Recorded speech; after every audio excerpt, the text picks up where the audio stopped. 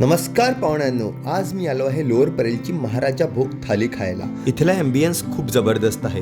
इथे गुजराती आणि राजस्थानी मिक्स पद्धतीचं जेवण मिळतं. इथे तुम्हाला जेवण पितळेच्या भांड्यात दिलं जातं. जेवायच्या आधी गोसेवा करणं इथे गरजेचं आहे. त्यानंतर तुमचे हात धुतले जातात आणि मग सुरुवात होते तुमचे जेवण वाढायला. सुरुवात होते ताकापासून. तुम्हाला एका ग्लासामध्ये ताक दिलं जातं, नंतर एका ग्लासामध्ये केशर चंदनचं पाणी दिलं जातं.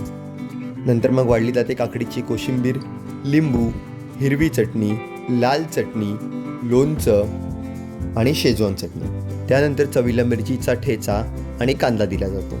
कदाचित माझ्या लाईफमधली सर्वात सुंदर खिचडी मी इथे खाल्ली. त्यानंतर इथे दिले गेले आम्हाला पापड, नंतर एक ढोकळा आणि एक व्हेज रोल. नंतर भाज्या वाढायला सुरुवात झाली.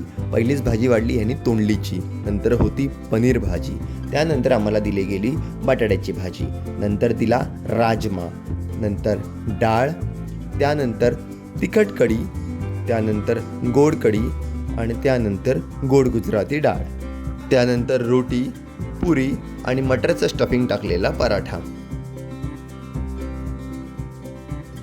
स्वीट डिशमध्ये इथे होतं श्रीखंड, नंतर कलाकंद.